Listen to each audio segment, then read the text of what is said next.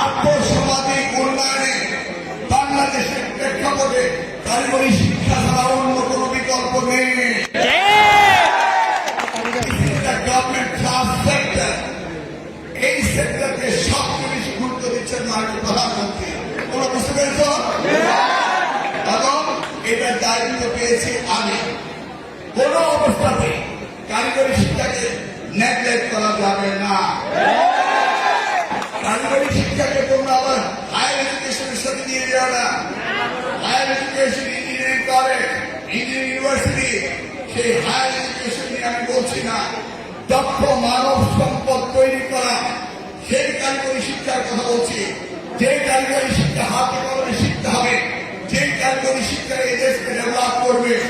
যেভাবে German, Japan, USA, Canada কারিগরি শিক্ষায় তারা উন্নত হয়েছিল বলে তারা পৃথিবীতে সবচেয়ে বড় দেশ হয়েছে। কারিগরি শিক্ষার কথা বলছি। কারিগরি শিক্ষার মধ্যে যা উচ্চতর শিক্ষা যাবে তাদের জন্য সেই রাষ্ট্রপতি জিয়া রহমানের সময় থেকে সেই সুযোগ দেওয়া আছে। সেই সুযোগ যারা নেবে এর থেকে পিরামিড, সকলকে পিরামিডে উঠিয়ে দেওয়ার কোনো প্রয়োজন নেই।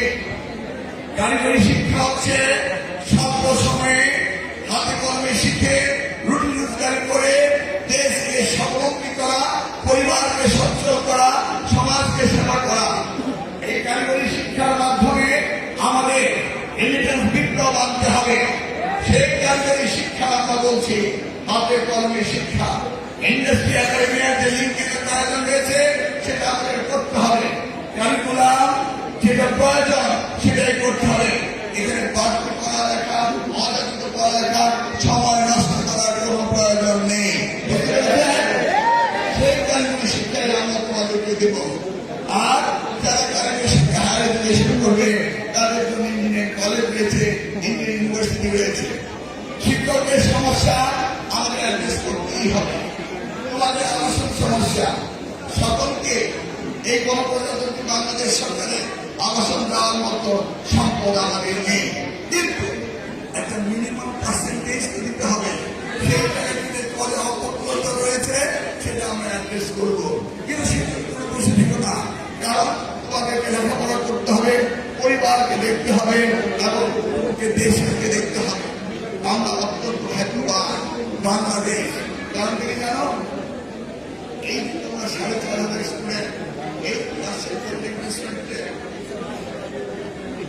এই ধরনের নামি দামি পরিবেশ পৃথিবীর অন্যান্য বিশ্ব রয়েছে, কিন্তু ছাত্র পাওয়া যায় না। আমাদের দেশে মানব সম্পদ, মানবের ভরপুর। আমাদের দেশে মানুষের কোন অভাব নেই, কিন্তু মানবকে সম্পদে রূপান্তরিত করতে হবে।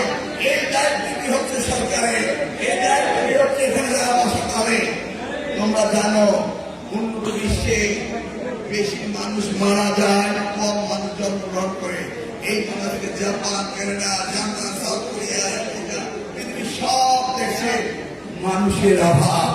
আর আল্লাহ আমাদেরকে এত বেশি দিয়েছেন, সেটাকে যদি সত্যিকার আমি ট্রেন করতে পারি এবং তাদেরকে যদি আমি এক্সপোর্টেবল আইটেম করতে পারি, আমাদের দেশ বিশ্বের সেরা দেশ। আমরা ওই গ্লানি নিয়ে ঘুরতে চাই না যে মানুষের ভরা বাংলাদেশ, কিন্তু কাজের মুখ খুঁজে পাওয়া যায় না। এটা হতে পারবে না। আমরা highly densely populated country in the world. আমরা চাই আমাদের কান্ট্রি হবে ডেন্সলি হিউম্যান ক্যাপিটালের ভরপুর দেশ। বাংলাদেশকে করতে হবে আমাদের। এই সরকারের উদ্যোগ কারিগরি শিক্ষা, আমরা প্রত্যেকটি জায়গায় কারিগরি শিক্ষাকে গুরুত্ব দিচ্ছি। আগামী বাজারে কারিগরি শিক্ষাকে গুরুত্ব দিচ্ছি। অতএব তোমরাই হলে সে ভাগ্যবান যারা কারিগরি শিক্ষা আছে। আমি আর বক্তব্য দীর্ঘায়িত করি না, আমাদের বোর্ডের মিটিং রয়েছে, সেখানে আমরা যাবো। আপনাদের সকলকে ধন্যবাদ। আর অভিভাবক যারা রয়েছেন তারা সন্তানদের সহযোগিতা করেন, শিক্ষক যারা রয়েছেন আপনাদের যে সুবিধা অসুবিধা আছে এগুলি একটি একটি করে অ্যাড্রেস করা হবে। কোনোটাকে আনটাচ রাখা হবে না। সরকারের দায়িত্ব আপনাদের সমস্যা শোনা এবং তার সমাধান দেওয়া। সরকারের দায়িত্ব সমস্যা বাড়ানো নয়, সরকারের দায়িত্ব শিক্ষকদের সমস্যাকে রেখে দেওয়া নয়।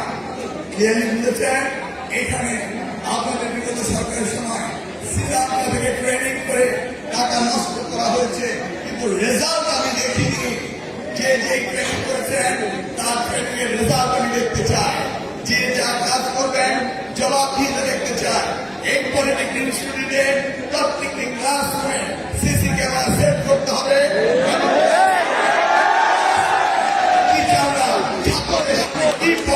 সেটা আমি ঢাকায় বসে দেখবো। চলবে না, তোমাদের চলবে না আমাদের চলবে।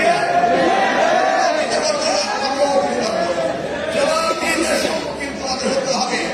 আপনার ক্লাসরুমের টিচার যান কিনা, পড়ান কিনা, স্টুডেন্টের রেসপন্স কিনা, এইটা অবজার্ভ করতে হবে। আমি যে বিষয়গুলোতে কথা বলেছি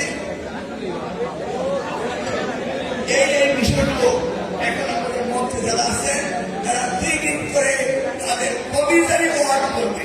কারণ এখন বলছি এখনকার হবে না, ওনারা বলে দেবেন যে আমরা এটা করবো, এতদিনের মধ্যে করবো। সেইটা শোনার জন্য একদিনে 3 মিনিট করে বক্তৃতা দেবেন।